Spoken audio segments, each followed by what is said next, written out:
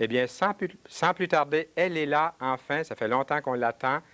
C'est Guylaine Lacroix. Bonsoir, ma chère Guylaine. Ça va bien? Oui, ça va bien. Qu'est-ce qu'on fait de ce temps-là? Bien, beaucoup de choses. Je me promène d'église en église pour chanter pour le Seigneur. Et aussi, je participe à des campagnes d'évangélisation. Je chante dans des cafés chrétiens aussi. En fait, les occasions que j'ai d'aller parler du Seigneur, de l'Évangile et de chanter pour le Seigneur, bien, je le prends. C'est ce que je fais. De plus en plus, De plus en nombreux, plus, oui. ces rendez-vous-là. Comme ça, le travail de chanteuse, c'est vraiment un travail à temps plein. Autrefois, c'était dans les pianos-bars. Oui. Puis là, maintenant, c'est changer des pianos-bars aux églises. Ça fait drôle, là. Comme contraste, qu'est-ce que ça donne de chanter dans un piano-bar puis de chanter dans une chapelle évangélique ou dans une église? Eh bien, c'est vraiment différent. Oui. Premièrement, lorsqu'on chante dans un piano-bar, on ne sait pas trop pourquoi on chante, pourquoi on fait ça. Ce que l'on chante aussi, les paroles qu'on chante, on ne les comprend pas toujours. Moi, ça m'arrivait. Et maintenant, lorsque on devient chrétien et que le Seigneur permet que dans notre vie, il y a un ministère de chant, il y a tellement de choses qui ont du sens, tandis qu'avant, il n'y en avait pas de sens. Moi, je dirais que c'est ça qui fait toute la différence, qu'aujourd'hui, ce que je chante, je le vis. Et non seulement je le vis, mais je veux vraiment le communiquer aux autres aussi. Je veux vraiment dire aux autres ce que Jésus a fait dans ma vie. Et c'est à travers les chants et mon témoignage, bien sûr, que je le fais. Est-ce que c'est arrivé, tu vois, vous voyez bien que les questions ne sont pas préparées trop d'avance, là. Est-ce que c'est arrivé dans les pianos-bars autrefois qu'il y a eu des petites batailles ou des chicanes où les gens se battaient? On voit ça dans les tavernes peut-être, mais je sais pas, dans les pianos-bars. Ça dépend des types de piano-bars qu'on fréquente, là. Mais je dirais que oui, ça arrive. Oui, c'est déjà arrivé. Oui. Ça arrive aussi que les clients deviennent des fois agressifs, même des fois envers toi. Je dirais parce qu'ils vivent quelque chose de très profond, une très grande solitude, une très grande détresse. Et nous, finalement, on est là, puis on vit la même détresse, des fois peut-être pas autant apparente qu'eux, mais on veut comme leur donner du plaisir avec la musique et ça comble pas le besoin. Ah, oui. Alors Oui. le client, il peut devenir... en tout cas, il y a toutes sortes de choses qui se vivent là-dedans. Oui. Puis des fois, vous sentiez qu'il y avait là une frustration. Là, les gens n'étaient pas toujours contents. Pourtant, vous chantez bien, puis ils n'étaient pas toujours contents de ce que vous leur donniez parce que peut-être qu'à la maison, ça allait mal, puis ils ramenaient tout ça au piano-bar. Je l'ai jamais... Non, j'ai jamais vu des situations où les gens étaient vraiment agressifs envers moi, là. Mais on peut, par exemple... J'ai déjà vu des gens qui se défoulaient, qui avaient envie de parler, qui pouvaient être bêtes avec toi, parce que dans le fond, eux, ils vivaient tellement quelque chose de profond, comme je viens de le mentionner, mais c'était pas nécessairement à cause de toi, là, je l'ai jamais vu comme ça. Puis dans l'Église, il n'y a jamais eu de bataille, des chicanes. On n'a jamais renversé les tables quand vous chantez. C'est assez différent dans les églises, c'est pas comparé, mais... non, dans les églises, on ne voit pas ça. Non, qu'est-ce qui arrive dans les églises? On vous écoute la bouche ouverte et puis... OK, peut-être dans les pianos-bars, c'est ça. Les gens, on ne peut pas dire qu'ils écoutent. Ah oui. Ils vont danser, par exemple. Ils vont parler avec leurs voisins. Le piano-bar, c'est fait pour ça. C'est fait pour que la personne vienne pour oublier. Tandis que dans une église, c'est fait pour que la personne vienne pour réfléchir. Ah oui. Il y a toute une différence. La personne vient dans une église, elle réfléchit. Et une personne qui fréquente l'église toutes les semaines, bien, c'est de se remettre en question à chaque semaine devant le Seigneur. Mais il faut le faire à tous les jours, mais disons que l'église, l'endroit, c'est vraiment dans le but de venir devant le Seigneur et de remettre toute notre vie en question. C'est toute une différence, c'est pas...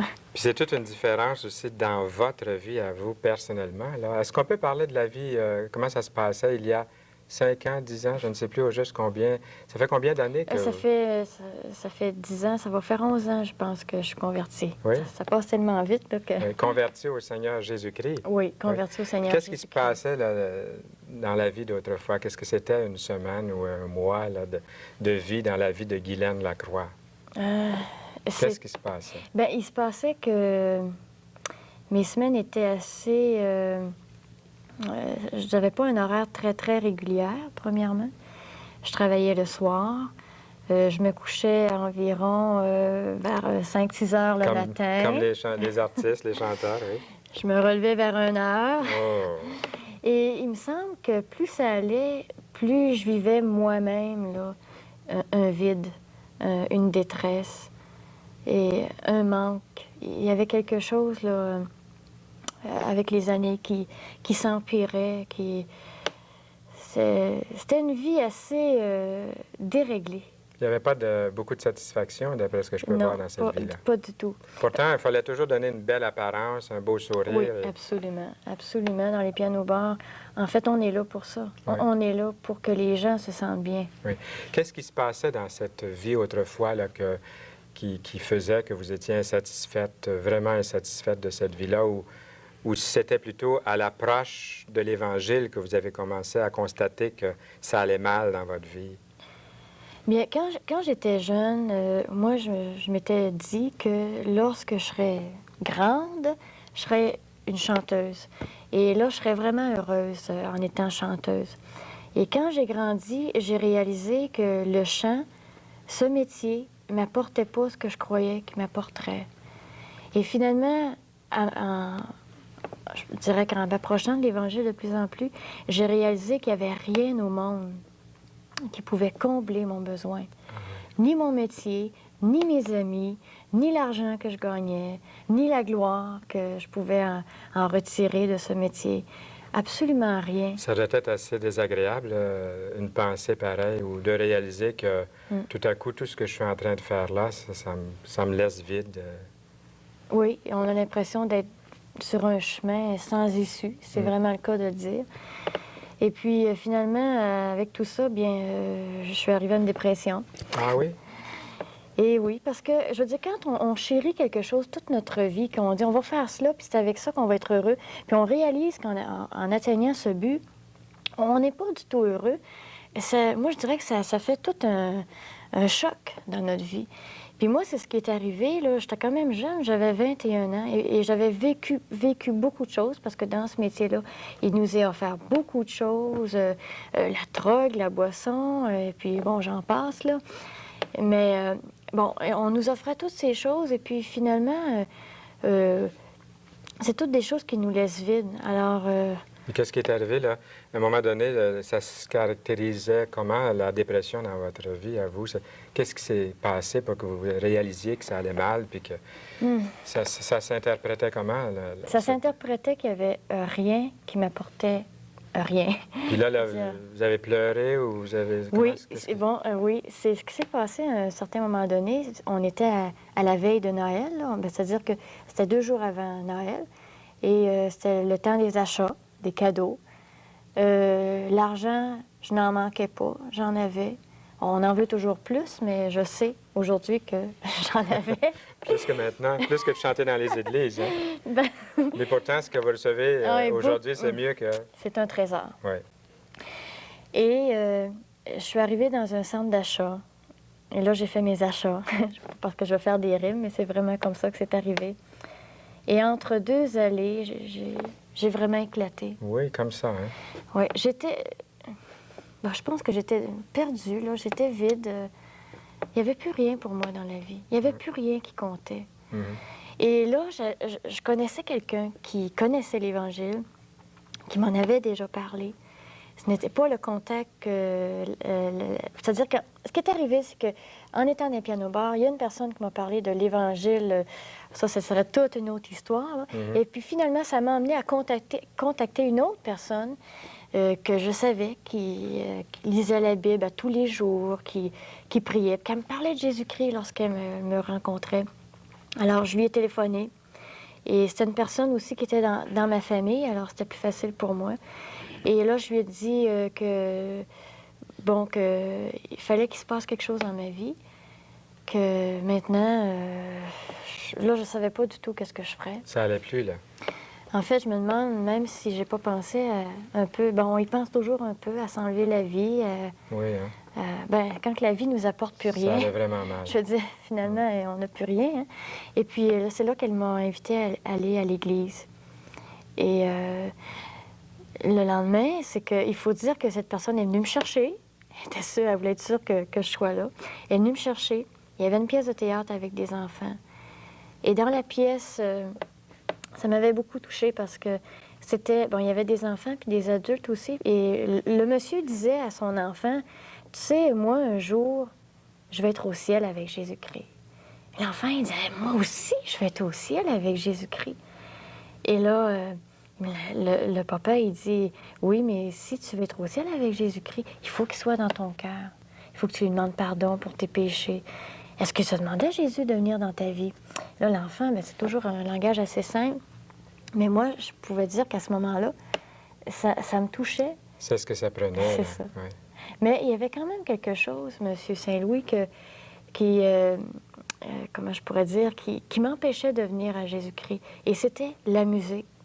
Ah oui. C'est que je croyais qu'à ce moment-là, lorsque je deviendrais chrétienne, que j'aurais tout à abandonner. C'est ça, oui. Et là, je me disais, ben, je peux pas venir à Jésus-Christ, je ne veux pas laisser mon métier que j'aime tant.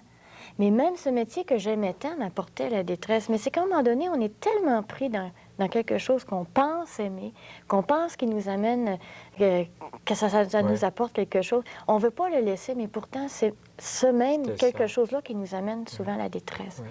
Et puis la même personne, elle m'a dit, tu sais, Dieu sait mieux que quiconque qu'est-ce que tu as besoin dans ta vie pour être heureuse. Puis, en tout cas, finalement, de fil en aiguille, là, on a continué à parler. Puis j'ai réalisé que, parce que moi, j'étais croyante, je croyais en Dieu. Ma mère m'avait inculqué ça. Mais je croyais pas que Dieu pouvait diriger ma vie totalement. Et c'est ça la différence.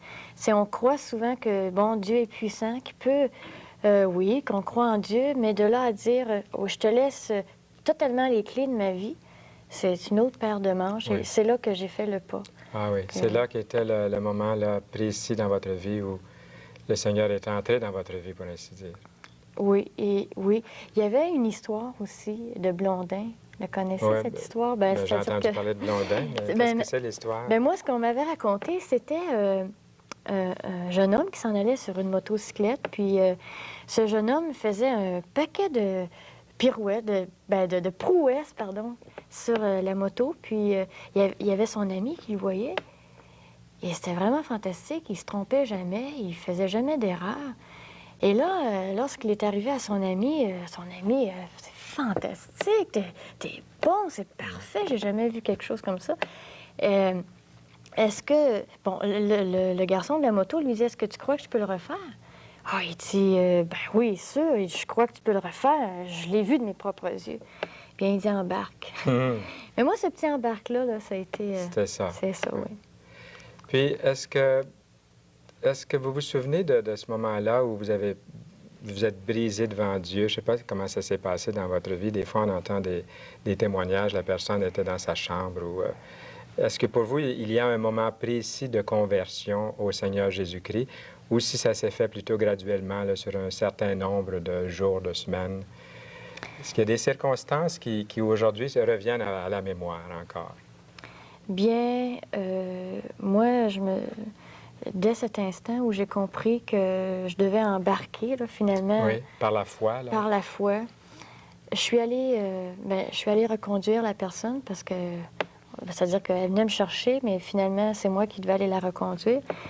Et là, je suis retournée chez moi. J'ai rentré dans ma chambre.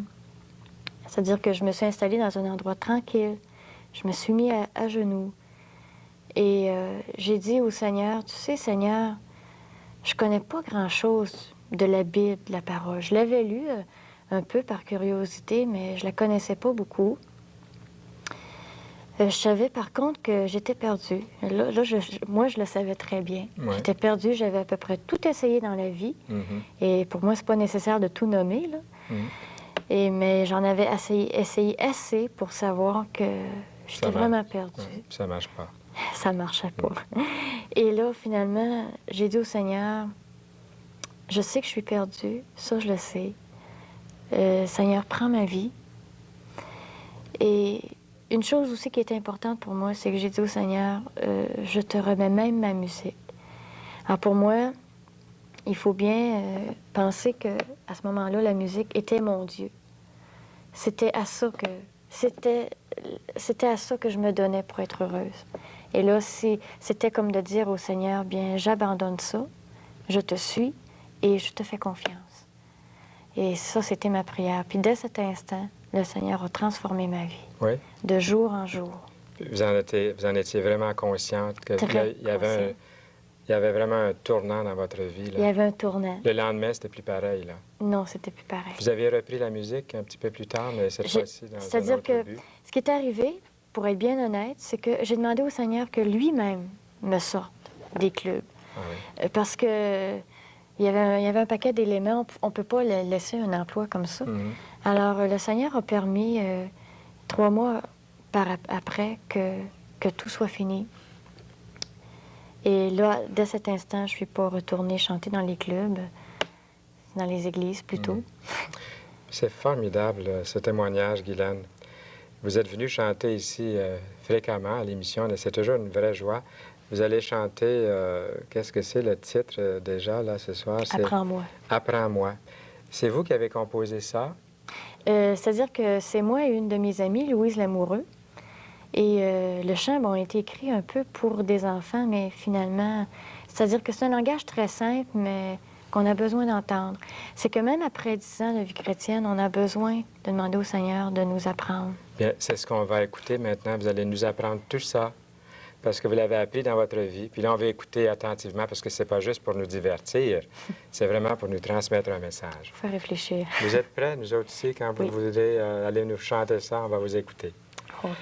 Eh bien, maintenant, c'est le temps de vous adresser quelques petites paroles pendant que Guylaine va aller se placer là-bas, là, tout près d'un autre micro pour chanter.